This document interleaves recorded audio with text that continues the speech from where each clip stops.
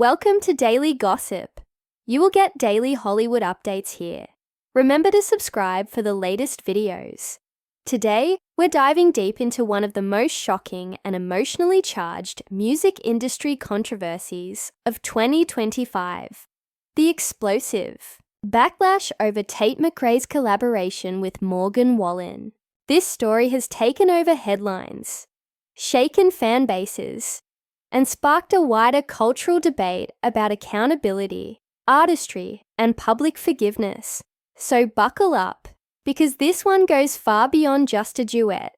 When the music world first heard whispers of a collaboration between Tate McRae, one of pop's fastest rising stars, and Morgan Wallen, the country chart topper often surrounded by controversy, reactions were mixed, confused, intrigued, and cautious. But it wasn't until the official announcement dropped that things truly exploded. Social media turned into a battlefield of opinions, fans and critics clashing in real time, dissecting not just the song, but the ethics and implications of the partnership. For Tate McRae, who built her brand on vulnerability, modernity, and emotional honesty, this collaboration felt like a betrayal to many of her core fans, those who have stood by her as she navigated fame, heartbreak, and growth in the public eye. And for Morgan Wallen, it seemed like an attempt at image rehabilitation, one that many believe is unearned and too soon. To understand the magnitude of this backlash, we need to revisit the long shadow cast by Morgan Wallen's past. In 2021, Wallen faced enormous backlash and temporary cancellation after a video surfaced of him using a racial slur. Though he apologized publicly, donated to Black-led organizations, and even saw a commercial dip in his career for a short time, his popularity rebounded, perhaps too easily in the eyes of many. His album sales skyrocketed, and he remained a dominant force on country radio. The return of his commercial success, without a corresponding reckoning, left a sour taste for many. Enter Tate McRae, young, talented, and widely regarded as a voice for Gen Z. For her to align herself with Wallen, even professionally, has reignited a conversation that's far from over. The song in question, titled What I Want, is featured on Wallen's upcoming album, I'm the Problem, a self-aware, if not ironic title that only added more fuel to the fire. It's a song that blends Wallen's southern twang with McRae's haunting vocal style, creating a sonic contradiction that some find compelling and others label confusing. The music video teaser dropped mere hours after the announcement, and, almost instantly, "Cancel Tate McRae" began trending on Twitter. "This is not it," one user tweeted. "I loved her music, but standing next to a man who disrespected an entire community is heartbreaking." Others were more lenient, pointing out that artists should be allowed to work with whomever they choose, and that forgiveness is part of growth. But is that enough?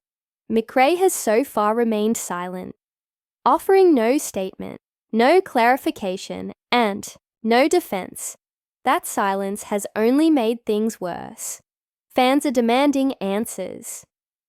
"Say something, Tate," reads one of the most liked comments on her Instagram. The frustration isn't just about the song, it's about the symbolism. It's about choosing to work with someone who many believe has not done the necessary work to be welcomed back with open arms. The anger is especially visceral because McRae has cultivated an image rooted in empathy and social awareness, often engaging in causes her fans care deeply about. That's why this collaboration feels, to some, like a betrayal, not just of values, but of trust. Behind the scenes, insiders reveal that this duet wasn't a spur-of-the-moment idea. Discussions about the collaboration had been ongoing for months. Wallen reportedly reached out to McRae personally, sending a demo and expressing admiration for her voice and songwriting. Sources say McRae was initially hesitant, but eventually saw the song as an artistic challenge, one that could showcase her range and open her to new audiences. From a business standpoint, it's a strategic move. Wallen's fan base is vast and fiercely loyal. A crossover could boost streams, ticket sales, and visibility, but at what cost?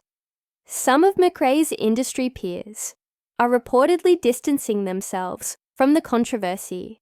One producer, who had previously worked with both artists, told Rolling Stone anonymously, "I get why people are upset. The optics are bad, and the timing is worse. You can't ignore the context here." Others, however, argue that McRae is being unfairly targeted in a situation where male artists are often given a pass.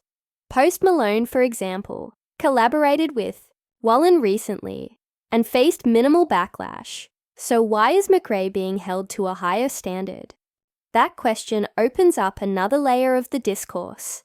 Gender dynamics in public criticism. Women in the music industry are often scrutinized more intensely, expected to be both commercially viable and morally flawless. The emotional labor expected of female stars, especially those with a young, socially aware fan base, is often disproportionate. Some fans recognize this. "I don't agree with the collab," one user wrote, "but I also think it's unfair that Tate is being dragged harder than any guy who's worked with Morgan." As the storm intensifies, PR experts say McRae's next move is critical. "She needs to speak soon," said one crisis manager. "The longer the silence, the more people fill in the blanks, and not in her favor." The song is still scheduled for release, and its success or failure could hinge on how both artists handle the mounting backlash. Will they issue a joint statement? Will McRae address it in an interview or through her music? Or will the controversy fade as the industry machine keeps moving forward? Meanwhile, the cultural impact of the controversy is spreading. TikTok users are debating the ethics of streaming the song. Think pieces are emerging from every major outlet, and at the center of it all is a 21-year-old pop star who, until now, had navigated fame with grace and authenticity. For many fans, this is the first time they've felt disappointed in her.